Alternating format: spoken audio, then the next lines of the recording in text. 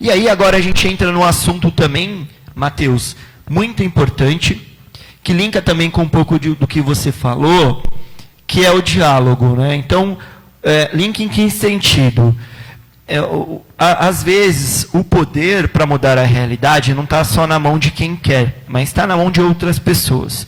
De um político, mas também de alguém que é formado em medicina, em odontologia, ou um administrador, então a gente fala da questão acadêmica, ou na mão de um grupo de amigos. Então, o diálogo também, o Papa fala na questão de construir pontos, né? O Matheus contou a história, né? E aquela história é verdade, de juntar pessoas para construir a ponte. Então, o diálogo também é importante neste momento, né? Para construir pontes. Então, Matheus, eu queria que você falasse um pouquinho de qual a importância do diálogo para essas questões sociais que a gente vive, né? O que o Papa, o documento fala? Então, nos outros debates, nas outras perguntas, direto ou indiretamente, nós já linkávamos com essa pergunta. Gostaria de citar aqui, antes de adentrar na resposta propriamente dita, um documentário que tem na Netflix, né, chamado Diálogo das Redes, se eu não estou enganado o nome. E nesse documentário, o que é retratado, as pessoas que vão lá são funcionários de grandes empresas como Facebook, Google, etc., e comentam justamente o que está por trás de tudo isso. Quais as ferramentas que estão ali por trás. E o documentário nos deixa claro que, realmente, quando você cria uma rede social como um Facebook, um Instagram, um Twitter, etc., o objetivo daquela rede social é manter você preso ali o máximo de tempo possível. Quanto mais tempo você ficar naquela rede social, mais eles estão ganhando com isso. Porque eles vão mostrar comerciais, propagandas para vocês, e o que rende para eles é isso. E é interessante que mostra também para nós que até o próprio fato da rede social te enviar uma notificação, independente do lugar onde você esteja, é porque ela quer que você acesse naquele momento. Né? Por isso que até depois que eu assisti isso, às vezes eu deixo o celular no modo avião, não perturbe, justamente para ter um momento de paz, de descanso. Né? Às vezes nós também precisamos aprender a ter isso. Né?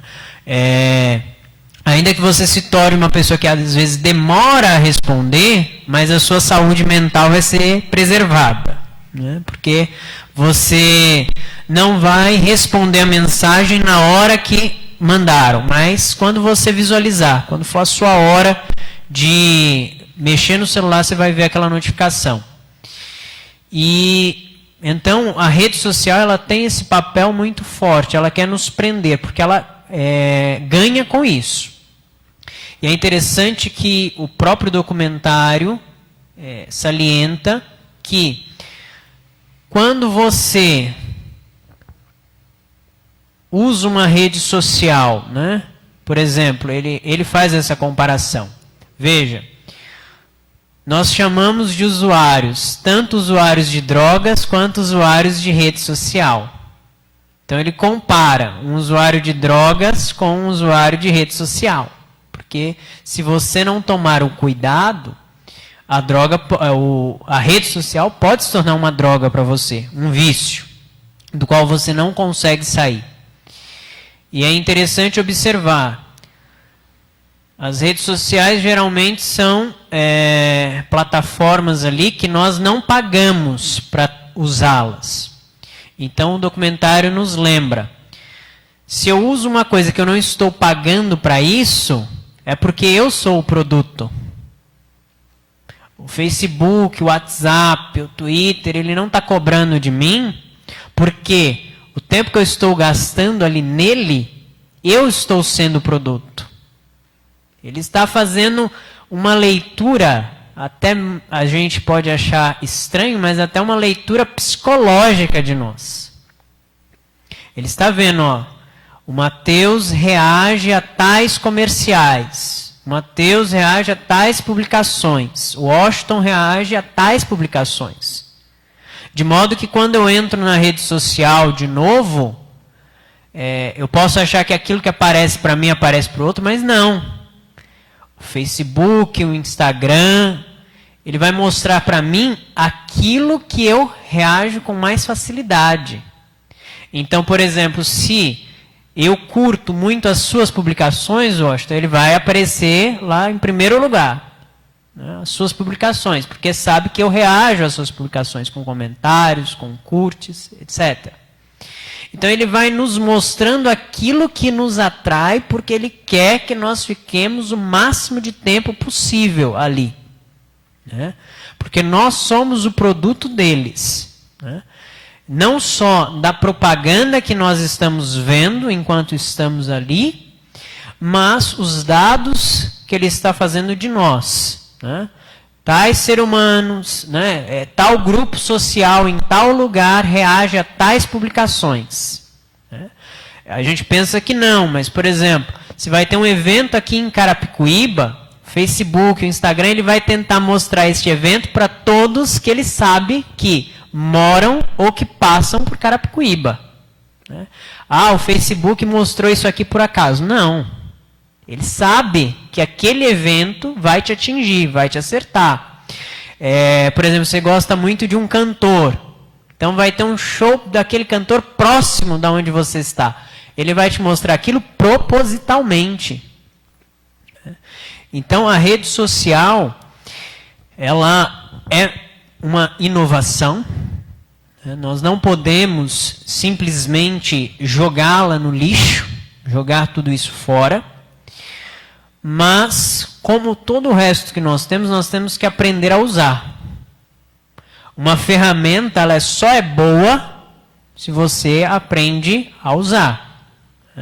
Se eu tenho um carro, se eu aprendo a dirigir bem e me transporto de um lugar para o outro, isso é bom, né? Agora eu posso usar o carro para atropelar alguém, isso é mal. Então, o carro em si, ele não é mal. O que vai alterá-lo é quem está conduzindo. Essas ferramentas, elas são usadas por nós. Então, se eu uso bem, ela vai atingir bons resultados. Se eu uso mal, ela vai ser destrutiva. Então, isso é importante. E por que eu quis começar assim?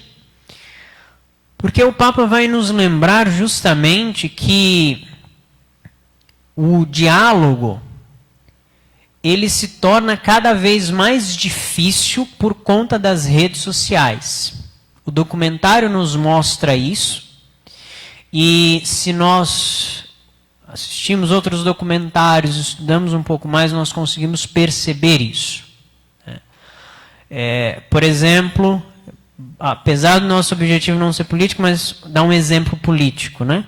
As redes sociais criaram tantos grupos sociais ali dentro, tantas personalidades que foram moldadas pelo Facebook, pelo Instagram, que, por exemplo, se eu sou favorável ao Lula, eu já não consigo mais conversar com alguém que é favorável ao Bolsonaro, e vice-versa.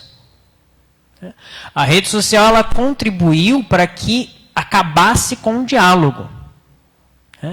Então, esse ato do Facebook, né, por exemplo, se eu sou católico e curto publicações católicas, e o Facebook percebe isso, o Instagram percebe isso, e vai me mostrando apenas vídeos, pregações e coisas relacionadas à igreja, claro que isso é positivo para nós, mas eu estou dizendo num sentido para nós entendermos. Eu vou cada vez mais me fechando no meu grupo social, nos meus conceitos, porque só aparece ali para mim aquilo que eu gosto, aquilo que eu curto. Então, se eu sou a favor de político X, só vai aparecer as coisas daquele político. Se eu sou a favor do cantor Y, só vai aparecer as publicações daquele cantor para mim. De tal modo que, tanto dentro como fora das redes sociais, Eu estou tão certo das minhas opiniões, dos meus conceitos, que eu já não consigo mais dialogar com o outro. Né? E por isso eu citava, né? O Facebook e o WhatsApp, eles criaram grupos tão fortes ao ponto, né, de quem é favorável ao Lula não consegue mais conversar com alguém que é favorável ao Bolsonaro. Né? Nós permitimos que essas duas figuras políticas entrassem de tal modo nas nossas relações que às vezes nós perdemos amizades por conta disso. Né? E querendo ou não, né? Para o Lula ou para o Bolsonaro, você ficar brigando por eles é indiferente, meu filho. Eles estão rindo da nossa cara, enquanto nós perdemos tempo debatendo sobre eles ou sobre qualquer outro assunto na rede social. Quem está por trás daquilo está rindo de nós e falando como eles perdem tempo. Né? E enquanto eles perdem tempo, nós estamos fazendo aquilo que eles não estão percebendo. Né? Nós estamos manipulando tudo por trás de um modo que a massa, né, a população não consegue perceber. Então o Papa ele destaca que o diálogo ele não pode ser confundido com uma troca agressiva de opiniões nas redes sociais. Porque nós estamos aqui na era da fake news. Né? Quando ouvimos uma notícia, não sabemos se é uma notícia verdadeira ou se é uma fake news. E o Papa destaca justamente essa realidade. Nós não sabemos de onde veio essa informação. Muitas vezes as informações que nós recebemos em grupos de WhatsApp ou que são publicadas no Facebook, no Instagram, nós não sabemos a veracidade daquilo. Né? Muitas vezes a pessoa só postou aquilo porque ela quer que aquela notícia tenha um impacto desejado sobre determinado grupo. E por isso nós temos que tomar este cuidado de aprender a dialogar com o diferente. Era aquilo que nós falávamos em relação aos migrantes e imigrantes. Se eu estiver aberto ao diálogo, eu posso aprender com o diferente, com aquele que pensa diferente de mim. Né?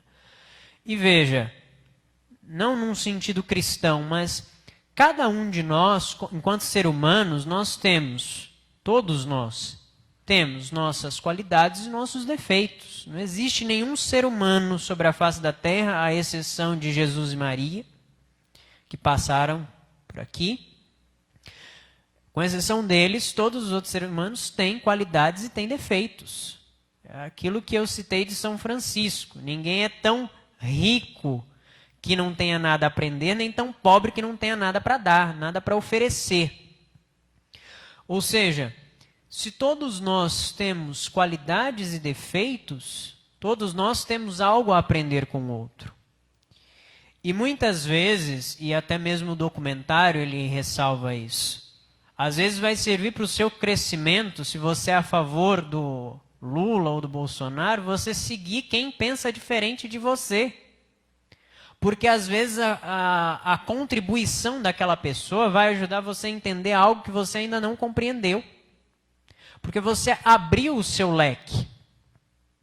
Quando eu fico preso numa ideologia, né, eu começo a viver em prol daquilo. Então eu defendo tanto um cantor, um político, uma figura pública, que a minha vida começa a girar em torno daquilo. Veja, eu escolho um partido e independente se me mostram, aqui ó, tá aqui ó, os erros deles, está aqui as provas. Eu não sou capaz de enxergar aquilo, porque a minha ideologia passou a minha razão. Eu já não sou mais um ser racional. Eu ajo simplesmente em prol da minha ideologia. É só isso que me importa.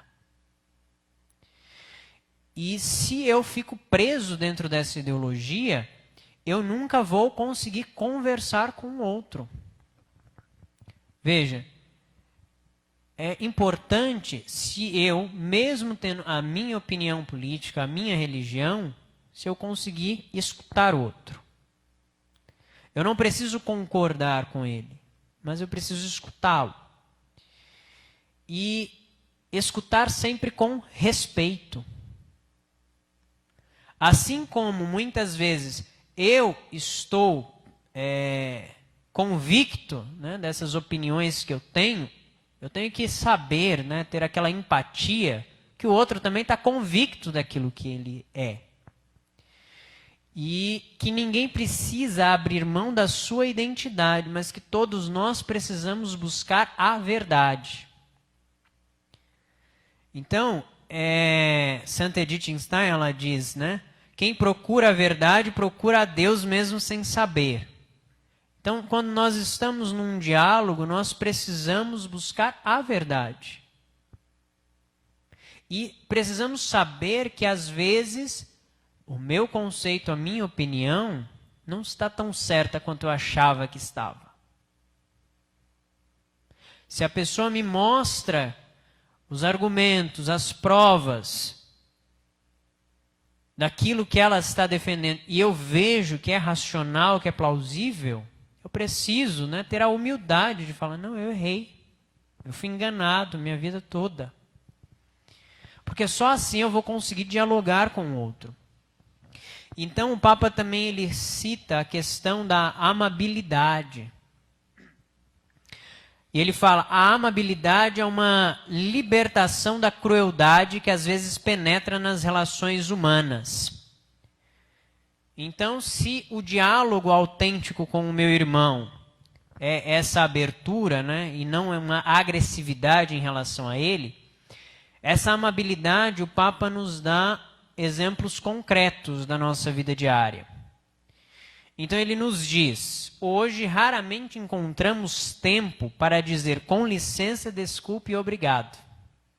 Palavras tão simples do nosso dia a dia, mas que ele fala, hoje em dia nós não vemos pessoas dizendo com licença, desculpe e obrigado. Dependendo do ambiente onde nós estivermos, é capaz da pessoa te empurrar e ainda fala que você está errado. Não, você estava na minha frente, por isso que eu passei por cima e não vou pedir desculpa nem com licença. E o Papa nos lembra, quando acontece o milagre de uma pessoa amável que deixa de lado suas preocupações e urgências para prestar atenção, para oferecer um sorriso, para dizer uma palavra de estímulo, possibilitar um espaço de escuta em meio a tanta indiferença.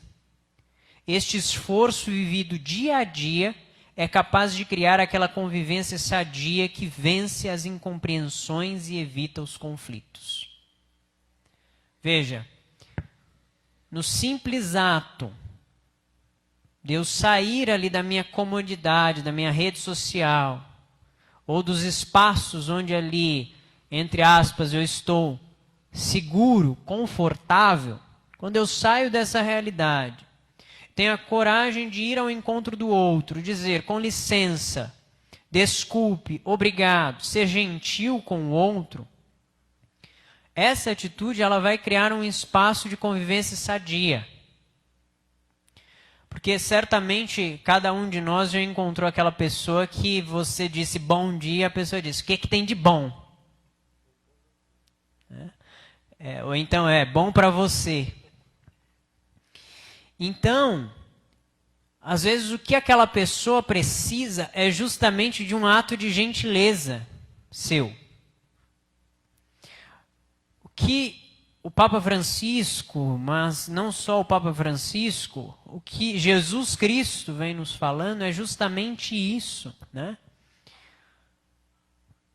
E São Francisco de Assis vai dizer isso, onde houver ódio, que eu leve o amor.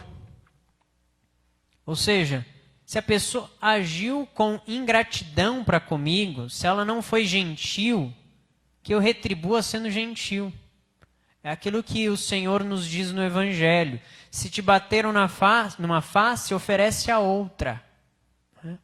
Se a pessoa não foi gentil com você, passou por você quase te atropelando, faça um ato de gentileza para ela, né?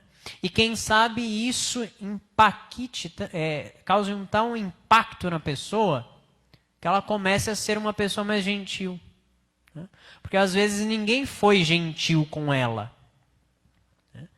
E quando eu me proponho a ser gentil com o outro, ao escutar o outro, eu também evito aqueles problemas que a gente citou no passado. Por exemplo, se alguém está quase entrando em depressão no meu lado, eu consigo perceber porque eu fui gentil com aquela pessoa. Aquela pessoa que estava deprimida, às vezes ela precisava de um abraço.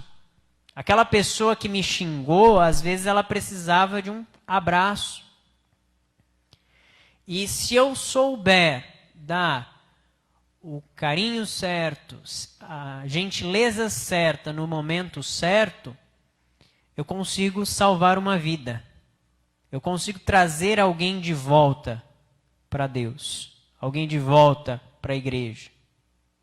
Muitas pessoas que estão longe das nossas igrejas hoje, estão longe, ficaram longe, justamente porque em algum momento, alguém às vezes aqui de dentro não foi gentil. Porque às vezes alguém aqui de dentro falou algo que ela não gostou. Então nós temos sempre que ter este olhar de gentileza. O outro não foi gentil comigo, mas que eu seja gentil com ele. Talvez é isso que ele precisa. E termino citando Madre Teresa, né? As pessoas boas merecem o nosso amor.